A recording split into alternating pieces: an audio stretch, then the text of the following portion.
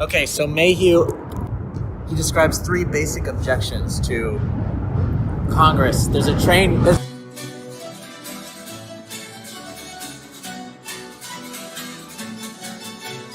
So today we're talking about the Mayhew and Ingram readings for Congress. What is Mayhew responding to in his article? Is Congress the broken branch?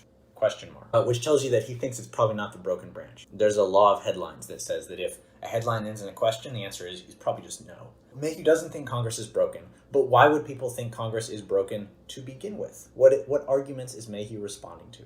To answer this very important question, I am going to go on the roof and grow a beard. There's three basic objections to Congress that Mayhew seeks to address.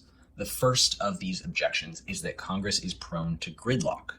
Like cars stuck in a traffic jam, it can't get anything done, even when it's in its best interest to get things done. We're all kind of familiar with this basic objection. People always complain that Congress doesn't get anything done because the two parties can never agree on anything. And so it's incredibly difficult to get things through. It's incredibly difficult for Congress to pass things. There's another trend. Congress is incredibly unpopular. Congress will poll around 11, 12% in even relatively unpopular presidents will still hit, the upper 30s or the low 40s. So that gives you a sense of how unpopular Congress truly is. But here's kind of a weird wrinkle. People actually like their congressman, their specific person, just fine. That person will often have relatively high approval ratings, and the incumbency rate, the rate at which congresspeople are reelected, is actually very high, around 85, 90% some years. So you have a weird paradox where individual congresspeople are incredibly popular with their constituents, with the people who vote them in. But Congress as an institution, Congress as a whole, is about as popular as this DirecTV satellite dish is clean. The Senate is not proportional. Recall that the Senate is the upper house of Congress. It's 2 senators per state, so 100 senators even. Now, the fact that every state gets 2 senators, whether it's tiny little Alaska or enormous California, means that the Senate is hugely unproportional. That is, small states have a ton of influence in the Senate, and big states have, relatively speaking, very little influence in the Senate. Now, in practice, this means that a lot of small states, rural states, have undue influence in the Senate. They can block bills that the larger states would probably like to pass, probably could pass if the Senate were a proportional body, but they can't, so they don't. This is evidenced by some federal spending figures that small states generally get more spent per citizen than large states, and that the tax revenues of large states effectively then subsidize the federal spending for the citizens of smaller states. So the Senate is deeply unproportional, which is a serious problem, because the point of democracy is that the wishes of the people are translated into what actually happens in government, and if that doesn't happen, then you're in real trouble.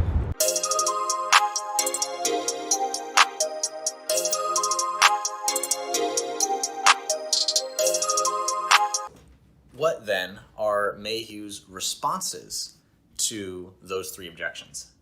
His responses are: 1, Congress can accomplish many goals even when there's divided control of government. And so, as evidence of this, he cites various examples in which government has been divided. That usually means that Republicans control one branch of the government and Democrats control another branch of the government. So that basically the presidency and Congress are split between 2 different parties. That's divided government. That's what people mean when they say that. So Mayhew says, yeah, you got divided government a lot, but it turns out that people actually still pass things and get stuff done, even when there's divided control of government. Point 2, the Senate is malapportioned. He says, yes, the Senate is unproportional, but it doesn't seem to cause the problems that you would think it would cause. He cites historical evidence to the effect that you don't seem to have deep divisions between large states and small states. You don't seem to have a clamor for this fix to what appears to be this highly unfair system. Now, in the years since Mayhew has written this article, it's a little dated because a lot of people do actually kind of criticize the Senate for being unproportional.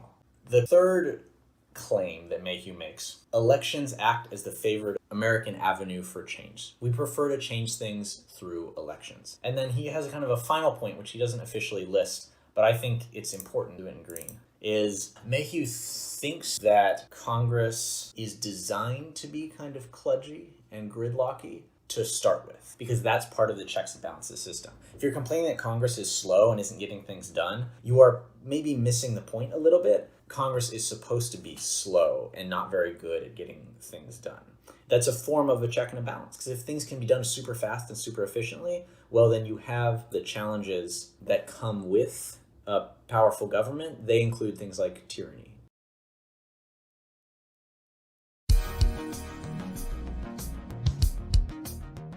One of our final points today has to do with the Ingram article, which is a short little article, which is cool. You can just scroll through it. It's very easy. It's got pictures of districts that deals with gerrymandering. What is gerrymandering? The practice of drawing district boundaries in a way to give an advantage to one party.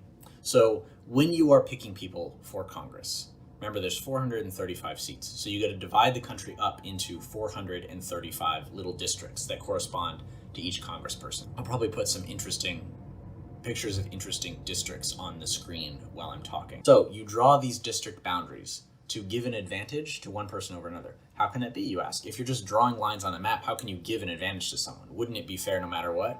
It's a really good question. The answer is that we know that certain areas of people will vote more democratically or less democratically or in a more Republican direction based on demographic factors, based on where people live, based on income factors. So people know that, say, rural areas are way more likely to vote Republican. People know that city centers, college campuses, way more likely to vote Democratic. That's just how it goes. So if you're a Democrat and you want to give yourself an advantage, you might redraw your district boundaries so that you include a little college campus. And that would give you a huge advantage because you have 10,000 more voters, most of whom are going to vote for you. That's nice. Conversely, if you're a Republican, you might want to actually include some rural areas that hadn't been included in your districts. So the districts are constantly being redrawn to try to give the people drawing them an advantage. Now you may ask, who actually draws the districts? Well, it's a very good question. I'm glad you asked. In most states, the state legislatures. Now the state legislatures are picked, like anyone else, through elections, which means they are partisan controlled. They're controlled by Republicans or by Democrats. And so, if Democrats control the state legislature, you better believe they're probably going to try to give Democrats an advantage when they draw the district boundaries. Same for Republicans.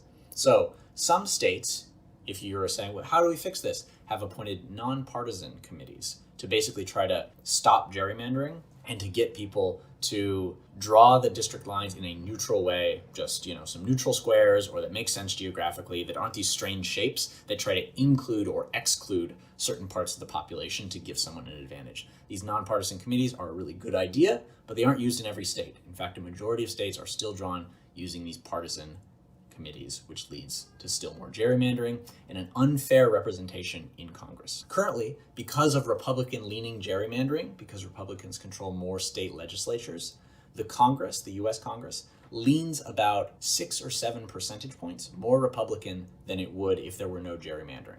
So, for example, Democrats in several election cycles in the last few years, have actually won the popular vote for Congress by a percentage point or two, and then had fewer seats when Congress people are actually seated. Republicans win the number of seats by a percentage point or two.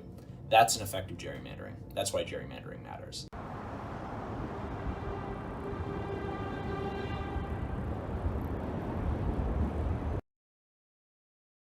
Exam 1 review. Here's the thing. We're not going to have an in-class exam, which means the exam is open book and it's open note. This one will be pretty straightforward. Here's going to be the format of the exam. You're going to get one short answer question, which is sort of asks you to compare and contrast two things or do something in a relatively simple way. 2, you're going to get a longer essay style question. This will be a bit more involved, a bit more difficult. For both of these questions, if you want examples of them, you can look at the questions that we have been circulating and discussing throughout the year. The kind of shorter, simpler ones, you can think of that as an example of a short answer type question that you would see on the exam. And then the longer, more involved ones that take a long time to talk about, that is more of an essay style question. So you're going to want to write 5 to 8 paragraphs to really answer the long prompt well, and 1 to 2 paragraphs to answer the short prompt well. There's no length limit and there's no length requirement. I'm just telling you in general about how much you should be shooting for to really answer the question well. Now, if you answer it well, you answer it well, and there's no hard length requirement. Okay, so that is the basic format of the exam. I email you a Word document you email me back a Word document with your answers in it. I grade it, I annotate it with some comments, some questions, and then I email it back to you once I finish grading everything. Hopefully that shouldn't be too long. It'll depend on kind of the volume of tests. Usually I'm a reasonably prompt grader. I like to get people's grades back to them so they can make an informed decision about how they're doing. Okay, that is the exam format. Now we're going to talk about the exam content. What is likely to be on the exam? Now again, this thing is open book. I'll just go through and say, in general, the things you should be studying are the main topics covered in the lectures and discussion. The main stuff we talked about in class is going to be the important stuff. So focus on that stuff. It's not too hard. It's not too bad. I'm going to go through my notes, which is what you should be doing anyway, and the syllabus, which is also what you should be doing, and then just kind of talk about the things that we talked about as a refresher, and then, hopefully that can guide you when you're going over your own notes and the readings, basically. So you're going to want to study the readings and your notes. Those are important. So you'll probably remember that in the first class we talked about David Foster Wallace, Just Asking, that article in The Atlantic, which sort of asks about the necessity of airport screening and other security measures, things like the Patriot Act and curbing civil liberties, against the need to curb or fight terrorism. So he asks, look, we accept like 40,000 deaths every year from highway driving crashes, but we don't take away anyone's right to have a car. So we kind of make that trade-off. We say, look, 30 to 40,000 deaths, it's worth the autonomy that a car gives us. So we're just going to take that trade-off every year. That's how we're going to do it. We do the same with guns. Guns kill about 30,000 people, but we're not going to take everyone's guns away because we think the trade-off is basically worth it between deaths and that specific form of freedom.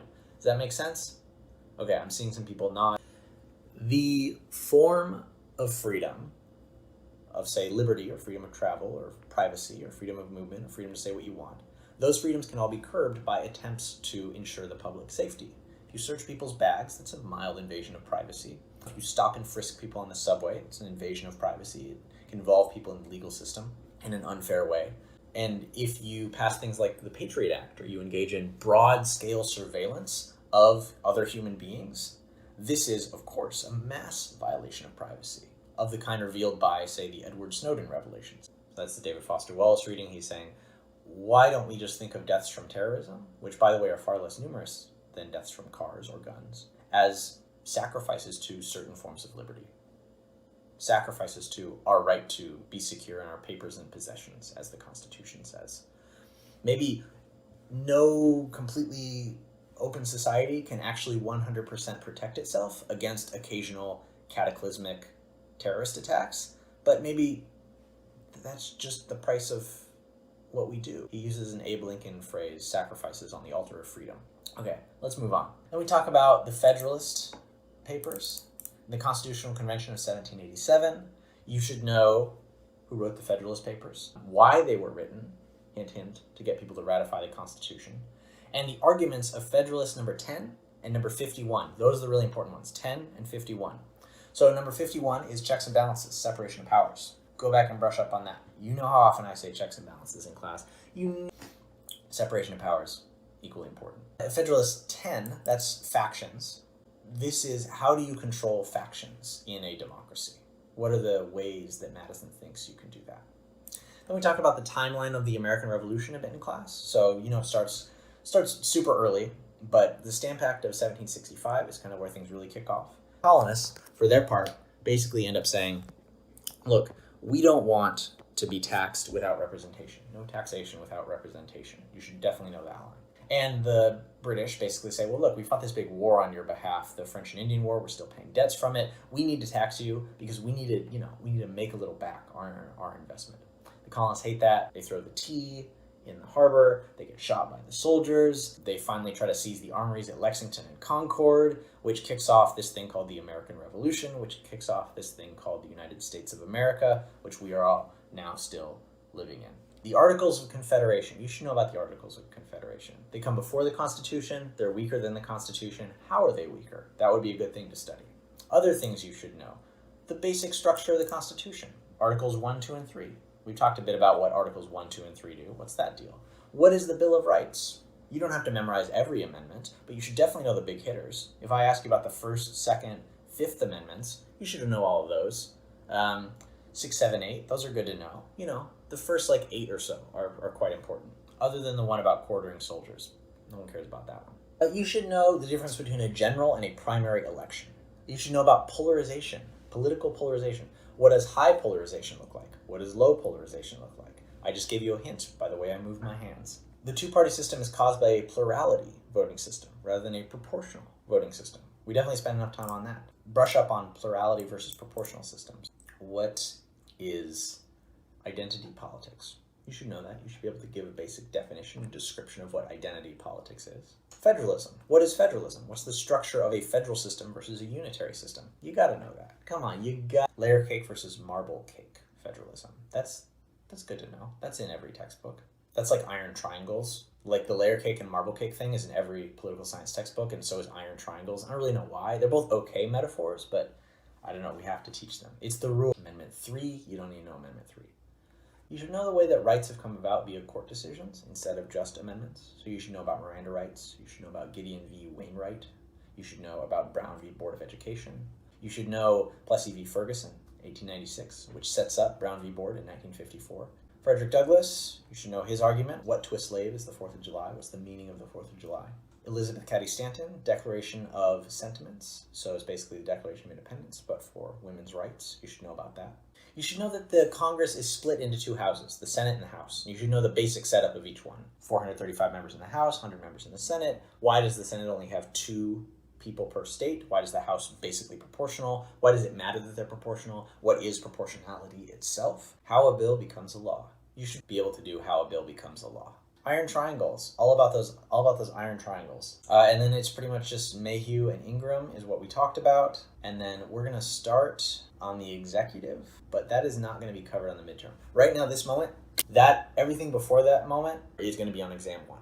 But everything after isn't gonna be covered on exam 1. It's not fair game after this video. So everything up to now, that's what you need to study for the midterm, because this is when we're doing a midterm review. It's only fair to cut it off now. It's not fair if I keep adding information on later.